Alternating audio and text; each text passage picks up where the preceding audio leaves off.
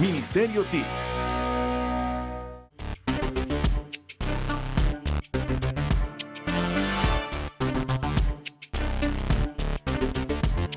Especiales Enlace 13. Descubriendo las innovaciones tecnológicas que cambian el mundo.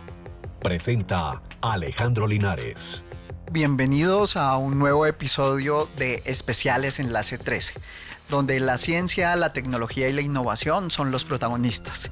Y hoy, en el marco de Observacon, un conversatorio seminario de talla internacional, nos ha permitido tener a dos invitados de lujo, dos invitados internacionales, particularmente dos argentinos que vienen a conversar con nosotros sobre las tendencias en tecnología, en libertad de expresión, en políticas públicas de seguridad informática.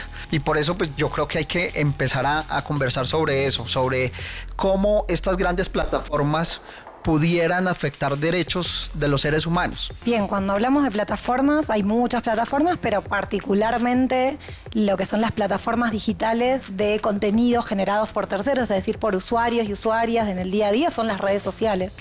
Pensamos en Facebook, pensamos en YouTube, pueden ser Instagram, Twitter, ahora X, que en principio facilitaron en primer lugar la posibilidad de que estas personas que quizás no tenían la posibilidad de tener un sitio web propio, de programar y de expresarse en la esfera pública, que lo hicieran. Fue en una primera instancia fue una oportunidad, es una oportunidad para que muchos lo hagan. Sin embargo, la forma, las reglas que tienen hoy estas plataformas, que son reglas privadas, que se imponen a través de sus contratos, ¿no? Que uno cuando hace clic en aceptar es una forma de firmar un contrato en el que uno no puede negociar, que no puede decir, no, esto sí, pero esto no, ¿no? Hay que aceptar todas las reglas o no poder usar la plataforma. En esas reglas, estas plataformas lo que hacen es imponer qué se puede decir, qué no se puede decir, qué es lo que se muestra más, ¿no? Qué te recomiendo para que puedas ver y qué no. Y bueno, qué es lo que se elimina y qué es lo que queda abajo de todos los resultados de búsqueda para que, aunque esté ahí, no lo vea nadie. De esa manera tienen un impacto enorme en lo que es la libertad de expresión, que afecta a usuarios comunes, a personas que quizás solo quieren compartir alguna opinión, alguna expresión, quizás algo vinculado a la vida pública, pero también a medios de comunicación que también usan estos espacios para informar a esa ciudadanía. Javier, ¿tú cómo ves eso? Y de pronto, desde Argentina, ¿qué se ha venido haciendo en materia de regulación de esas plataformas? Bueno, empiezo por la última parte, que es la más fácil de responder. Nada. En Argentina, en el tema de regulación de las plataformas, no se está haciendo absolutamente nada. Hay, por supuesto, y en muchos países de la región, proyectos de ley, ¿no? Que tienen esta idea de tratar de encontrar una solución legislativa para solucionar los problemas que recién decía Carolina, ¿no? Esta regulación que las plataformas hacen, privada, ¿no? Son como una especie de hacedores de leyes privadas. Uno se somete a lo que ellas quieren que se ponga en sus servicios. Cuando lo dan de baja, lo dan de baja a veces sin explicar, sin darte derecho a quejarte porque te dieron de baja algo. No siempre se trata de que a uno le dan de baja contenido ilegal o contenido que está mal, sino muchas veces se cometen grandes errores y sin embargo nadie responde por eso, ¿no? Entonces no hay transparencia de cómo esas reglas se aplican. No hay tampoco transparencia en cómo se aplican las reglas de recomendación de contenidos. Uno cuando entra a estas plataformas le aparecen cosas. Ahora hay un criterio detrás de que le aparece a uno. Hay un criterio editorial, digamos, ¿no? ¿Qué aparece primero? ¿Qué aparece más veces? ¿A cuánta gente se envía, ¿no? Ese contenido? Entonces eso también es bastante opaco. La regulación lo que busca es tratar de poner en una primera instancia unas reglas de transparencia, ¿sí? Para que tengan que explicar las plataformas a un regulador del Estado cómo es que proceden cuando dan de baja cosas y cuando recomiendan cosas, ¿no? Eso como para empezar. Después hay otros debates más grandes que tienen que ver más que nada con el dominio de las plataformas. Carolina bien decía recién que hacen sus reglas privadas, ¿no? Pero bueno, quizá no es tanto un problema que sean reglas privadas. Nos sometemos a reglas privadas todo el tiempo. Vamos a un shopping center y uno tiene un guardia adentro que dice qué puede hacer uno y qué puede hacer, que no puede. Uno se mete a un negocio, se mete a comprar un café, lo que fuere, se somete a reglas privadas de una empresa. En todo el renglón de la economía. En todas partes, claro. El problema principal acá es que estos Hay dos cosas. Una, que hay una función especial que cumplen estas plataformas, que es ser intermediarios de la expresión, ¿sí? Cuando hablamos de contenidos, a veces eso suena un poco como amplio en el aire. Hablamos de expresiones, hablamos de deseos, hablamos de un negocio que uno quiere tener y vender algo, de una opinión política, de una opinión artística, ¿no? Hablamos de opiniones. Entonces son intermediarios de opiniones. Entonces eso lo hace más grave. Y para finalizar, el segundo factor de gravedad es que son dominantes. Uno no tiene opción. Uno puede ir a Facebook, para una red social de ese tipo, a X, antes Twitter, digamos, y que de hecho tiene una dinámica un poco diferente, y nada más. Un sitio de carga de videos, uno tiene YouTube y muy pocas otras opciones. Existen, pero los actores dominantes, eso hace que todavía sea más importante que les pongamos alguna clase de regla para que respeten derechos de los usuarios. Son como un gran monopolio que hacen que uno tenga como que sujetarse a sus reglas, ¿cierto? Exactamente, unos oligopolios, digamos, pocas empresas que a veces se ponen de acuerdo entre sí y tienen como un criterio, digamos, universal. Entonces es allí donde nace la necesidad de que haya regulación desde los gobiernos para que a estas plataformas les digamos un momentico, aquí hay unas normas, aquí hay unos derechos que garantizarle a la ciudadanía, pero dentro de lo que sí permiten esos contratos unilaterales, cuando uno se suscribe a Facebook, a X, a YouTube, ¿qué puede hacer uno cuando lo bloquean? Cuando te dicen tu cuenta está bloqueada, no puedes acceder. Yo veía por allí en Observacom gente promoviendo apelatones. ¿Qué es eso de la apelatón, Carolina? Apelatrón es una herramienta que diseñamos desde Observacom. En principio voy a contestar primero tu pregunta y te cuento qué es Apelatrón. Lo que sucede cuando a un usuario o una usuaria nos suspenden una cuenta, la eliminan incluso, remueven un contenido, es que estas plataformas tienen mecanismos internos dentro de esas plataformas para reclamar, para apelar, ¿no? Esta idea de apelar como en el sistema, digamos, de la justicia. Bueno, ellos tienen algún sistema con algunos matices entre unas y otras de ese proceso para poder apelar, para decir esta medida que tomó la plataforma sobre mi expresión, sobre esto que yo hice, que me la sancionaron o me la eliminaron de alguna manera, yo considero que es ilegítimo, considero que es injusto, que no corresponde, incluso dentro de las propias reglas de la plataforma. Muchas veces esto que mencionaba Javier, de que cometen errores, de que no necesariamente esas sanciones van sobre contenidos que son ilegales o incluso que estén incumpliendo sus normas. Entonces está este derecho de apelar y de defenderse. Como muchos usuarios y usuarias no saben cómo hacerlo, a pesar de que esto exista, desde Observacom diseñamos esta herramienta que se llama Apelatrón, que es una guía, es un asistente bastante intuitivo, es muy sencillo, es un sitio web, no hay que descargar una aplicación, no hay que seguir cargándonos de eso, sino ingresar, completar un formulario muy sencillo, más que nada para contar cuál es el caso, ¿no? Digo, en qué plataforma fue, en qué país uno está, cuál fue el motivo por el cual la plataforma dice que se tomó esa medida, si fue una sanción por las normas propias que tiene la plataforma, las normas comunitarias, o si responde, por ejemplo, a regulaciones por copyright. ¿Por qué? Porque las plataformas tienen todo un mecanismo distinto, todo su proceso muy específico cuando hay derechos de autor involucrados en estas infracciones que podríamos cometer.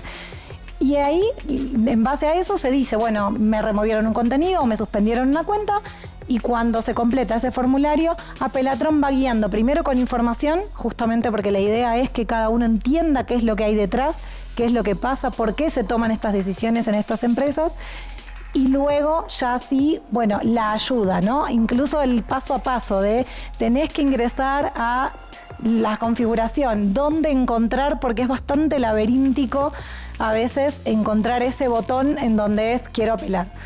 Algunas plataformas lo hacen un poco más fáciles, otras no, pero bueno, un poco es ese acompañamiento, esa guía para que ese usuario pueda ejercer ese derecho a defenderse.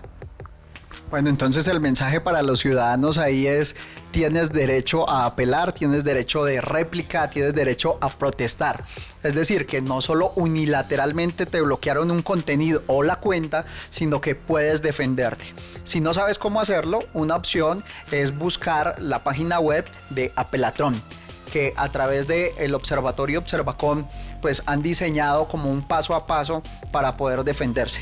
Y pues debiéramos como hacer más campañas para enseñarle a la gente que tiene allí unos derechos.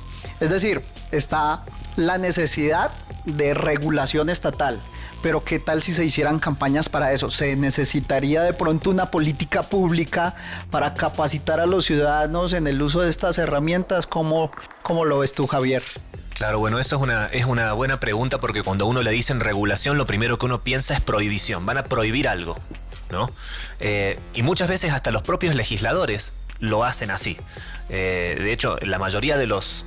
hace poco aquí en el seminario, Guillermo Mastrini, que es un experto en estos temas, mostraba una investigación que él hizo en Brasil, en donde daba cuenta de que la mayoría de los proyectos de ley tienen sanciones o de prisión para cuestiones de contenidos en Internet, o de multas, digamos. Entonces siempre se busca por el lado represivo la cosa.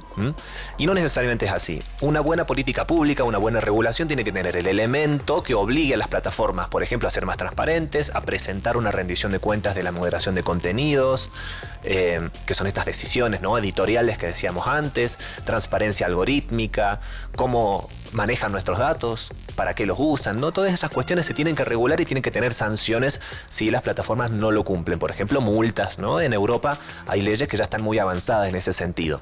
Ahora bien, una buena política pública no tiene que descansar solo en el látigo, digamos, sino también buscar la manera de crear incentivos para que las propias empresas también faciliten a los usuarios el cumplimiento de sus derechos, para crear también cierta educación digital y cierta creación de capacidades en los usuarios, como hace Apelatrón, digamos, o Observacom, o muchas otras organizaciones de la sociedad civil. Pero bueno, somos la sociedad civil, básicamente personas organizadas con recursos muy limitados que se dedican a tratar de avanzar una agenda de derechos, pero en ese sentido el Estado es el garante natural de los derechos humanos, ¿sí? Es el obligado legalmente a hacer cumplir los derechos humanos. Entonces, las regulaciones y la aplicación de esas regulaciones sí tendría que tener también elementos de incentivos y de educación.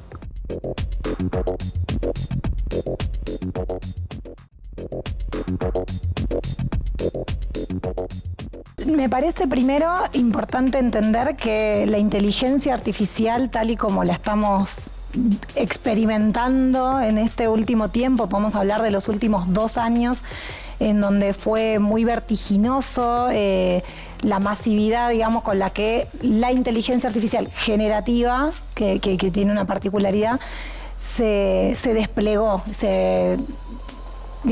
llegó al uso masivo en forma muy rápida, en forma casi sin la posibilidad de hacer una evaluación de impacto, de pensar en forma crítica cuál iba a ser la forma en la que eso iba a ser apropiado por las personas. Y entonces se habilitó desde el sector privado, desde las empresas que lo venían desarrollando, este uso, digamos, sin discreción, ¿no? Como que cualquiera podía usarlo para lo que quisiera en forma libre. Y me parece que no estábamos preparados. No sé todavía si podemos decir que estamos preparados. Digo, estamos atravesándolo como en una especie de temporal en donde, bueno, vamos viendo cómo nos tratamos de proteger. Y hoy un poco surgió en la mesa que me tocó moderar la cantidad tan diversa de preocupaciones que hay en torno a la inteligencia artificial. Por un lado, creo que hay una gran preocupación por lo que es cómo estas tecnologías pueden reemplazar ciertas tareas que hoy realizan personas y que de pronto parecería ser que estas tecnologías pueden cubrirlas. Y entonces, ¿qué pasa con el trabajo? Esto es una preocupación que surge muchísimo. Y surge aparte, y esta creo que es una novedad de esta nueva, de la inteligencia artificial generativa, surge esta preocupación en espacios del mundo profesional, de intelectuales y hasta de artistas, que no eran las preocupaciones históricas que había con revoluciones industriales previas o con uso, por ejemplo, de la inteligencia artificial en la robótica, en la automatización de otros procesos que estaban más vinculados al trabajo más mecánico, más operativo. Esto es algo que ya venía viviendo en todo el mundo industrial, ¿no? De las industrias con operaciones operarios siendo reemplazados por máquinas. Ahora de pronto, en el último año vimos artistas diciendo cómo, ahora va a haber una inteligencia artificial que haga los dibujos por mí o que escriba una nota periodística por mí.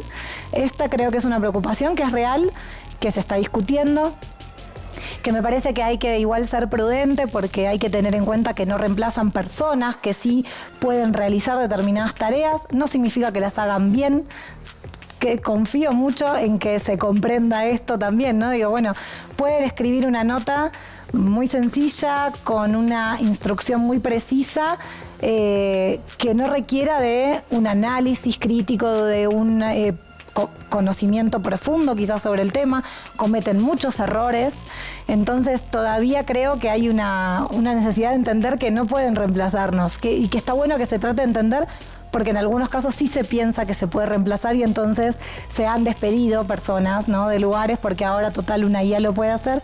Bueno, no lo puede hacer igual y no lo puede hacer mejor. Eso me parece que es importante. Creo que después hay otros problemas y que quizás no vienen tanto a la mesa para conversar, pero que tiene que ver con el extractivismo de datos. En nuestra región somos como una gran producción de materia prima de datos que sirven para alimentar este tipo de industria, y me parece que esa discusión que se venía dando años anteriores sobre la protección de los datos es muy importante que se sostenga y que se fortalezca en la mirada de la protección de esos datos, justamente para no entregar algo a una industria que no sabemos bien cómo la usan, como mencionaba también antes Javier. Y por último, la parte ambiental, que creo que es una preocupación real de nuestra región, que también hay que ponerla sobre la agenda, porque es lo que alimenta la infraestructura del desarrollo de inteligencia artificial. La inteligencia artificial no es algo etéreo, cuando se habla de la nube, de los datos, ¿no?, como algo que no estuviera en ningún lado, sino que son desarrollos tecnológicos de electrónica, microprocesadores, centros de datos, en los cuales se necesita, por ejemplo, litio, entre muchos otros elementos y minerales que se extraen de la tierra, y ahí hay una discusión necesaria que hay que dar también, ¿no?, para tampoco permitir un extractivismo de esos minerales en forma también, digo, indiscriminada, y perdiendo esos recursos, contaminando nuestros suelos a costa de también, digo, estos desarrollos que nos pueden perjudicar en otros aspectos. Lo dejo ahí, no sé, Javi. Bueno, creo que lo que nos corresponde también es quizá aprovechar la oportunidad de que en Europa se haya hecho primero, para empezar a estar muy atentos a cómo se aplica, cuáles son las dificultades para aplicar las regulaciones que le ponen control a estas tecnologías, y tratar nosotros de evitarlas, ¿no? Muchas veces cuando el otro hace algo primero, nosotros sentimos que nos quedamos atrás, pero en estos aspectos puede ser un interesante punto de ventaja, porque vos podés ver dónde el otro se equivoca, qué le faltó, ¿no?, en qué parte se excedió, quizá para nosotros aplicar algo más cercano a lo que significa nuestra idiosincrasia, nuestra economía, nuestro sistema, por ejemplo, de instituciones. Por ejemplo, la Unión Europea tiene instituciones muy fuertes, con muchísimo dinero para ejecutar sus acciones regulatorias. Están todas unidas a nivel regional en una sola. En el cambio, nosotros tenemos una por país, muchas veces no necesariamente independientes del todo, digo funcionalmente dentro del Estado, no siempre con la mejor presupuesto, no siempre actualizadas en sus leyes. Entonces creo que tenemos que actualizar las legislaciones que le dan poder a nuestros organismos reguladores, actualizar legislaciones de protección de datos personales, que son la materia prima de la inteligencia artificial, como bien decía Caro. Es por ahí también donde está el principal tema, ¿no? ¿En Argentina ya hay algún proyecto de ley de...? Hay un proyecto de ley de actualización de la ley de protección de datos personales, pero no ha tenido tratamiento, lamentablemente. Quizá creo que está cerca de perder estado parlamentario, porque ha quedado ahí congelada en el vaivén de otras cuestiones, ¿no?, más del índole de la política y de la economía, que a veces nos hacen pensar que estos son preocupaciones secundarias, pero en realidad no lo son. Esto de los datos personales es, digamos, el oro del siglo XXI, es lo que hace que las plataformas de Silicon Valley sean multimillonarias, es lo que alimenta la inteligencia artificial, y nosotros pensamos que es una preocupación para después, y sin embargo es una preocupación vital y urgente, porque justamente también, como decía Caro, en nuestra situación nosotros quedamos como productores de materia prima, simplemente damos los datos por nada a cambio, porque ni siquiera la calidad de los servicios de las plataformas es tan buena ya, porque son justamente dominantes y no les importa perder usuarios. Entonces estamos dando solamente datos y datos y datos sin casi nada a cambio, ¿no? Y cuando vienen también a veces, tengo que señalar este punto, grandes empresas a prometer que van a poner un centro de datos en tal país, ¿sí? Eso no necesariamente significa que vamos a ganar algo. No necesariamente significa que se creen muchos empleos. Lo que va a generar sí o sí es un impacto, como bien decía Caro, ambiental. Ese centros de datos, lo que me gustó esto que decías de la nube, ¿no? De que la nube en realidad es una computadora. Son muchas computadoras, que como la computadora vieja que teníamos nosotros en nuestra casa, que levanta temperatura y se calienta y se prende el ventilador. Bueno, hay que enfriar esos servidores, por ejemplo. Esas grandes cantidades de servidores hay que enfriarlos. Y eso requiere el uso de agua, muchas veces de agua potable, requiere el uso de un montón de energía eléctrica. Los lugares donde se instalan tienen un impacto ambiental a su alrededor, no necesariamente emplean a mucha gente, como dije antes. Entonces digo, hay varias cosas que considerar en ese aspecto. En temas de conectividad también hay que ver cómo impactan en las estructuras de conectividad, en los lugares donde se instalen. Entonces hay mucho para discutir, como decía, ambiental, datos personales. También está el tema de los impuestos, ¿no?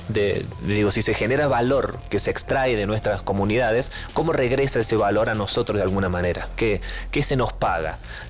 Con la explotación minera, la explotación agrícola, ¿no? Por más extractivista que sea, algo a veces se deja, ¿no? Como regalía al Estado en ese sentido. En cambio, en nuestro caso, si bien los bienes son diferentes, no hay una situación donde el Estado tenga niveles de dominio parecidos, hay una discusión que tener también sobre qué ganamos a nivel económico, qué ganamos a nivel ambiental, qué ganamos a nivel informativo. Entonces creo que por ese lado de la economía, de la protección de los datos personales y del ambiente es por donde deberían ir las primeras regulaciones. Dicho esto, punto aparte es la regulación de los contenidos o la regulación de los productos de la inteligencia artificial. Las noticias falsas, qué pasa, como decía Carolina, cuando se crea una obra que parece ser una obra intelectual y que puede estar inspirada en el trabajo de un artista. ¿Eso es plagio? ¿No lo es? ¿Hasta qué punto? ¿Cómo debería remunerarse a los artistas si se encuentra que hay alguna similitud? Eso que es ya de los productos de la tecnología, yo estaba hablando más de la infraestructura, también hay que regularlo y es un debate abierto muy interesante y muy, muy complejo. Es por eso, buscando un mensaje final para los ciudadanos, debemos explorar cuando en una plataforma digital le damos aceptar términos y condiciones, seguramente estamos firmando un contrato, entregando nuestros datos y eso de pronto puede involucrar la regulación de un derecho. Yo creo que para ese mensaje final, digámosle, Carolina, a los ciudadanos de Colombia, ¿qué cuidados deben tener o qué implicaciones tienen la firma de estos contratos electrónicos? Bueno, en principio creo que lo más importante es ser muy consciente de la forma de apropiarse del uso de esa tecnología.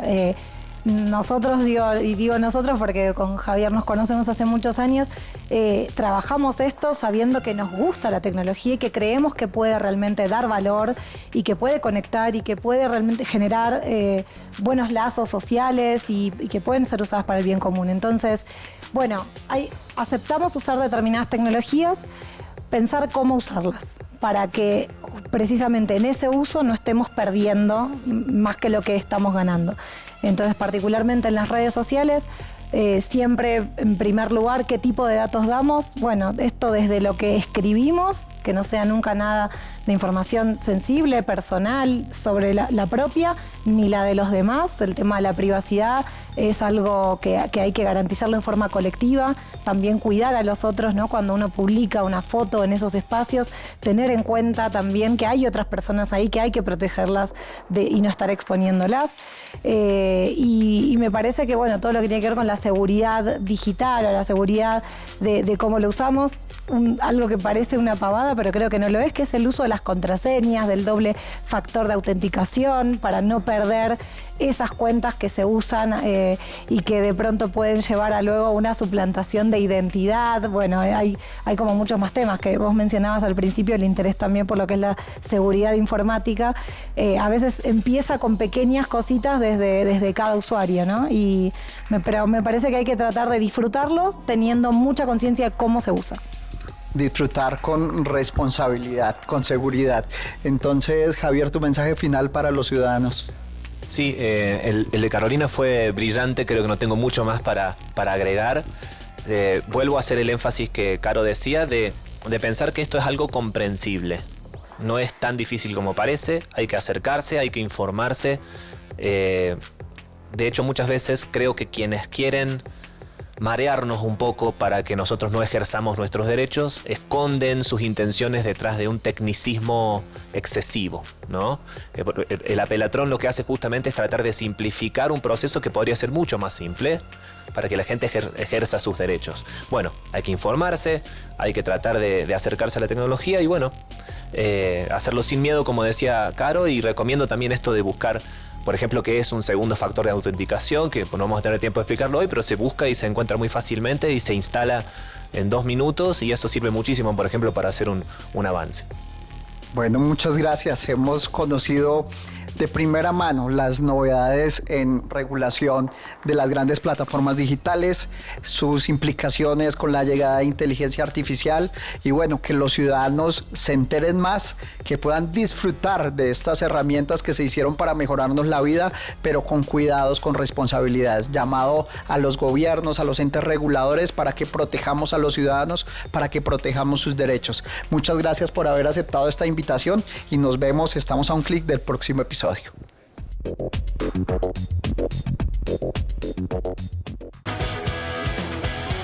Ministerio TIC,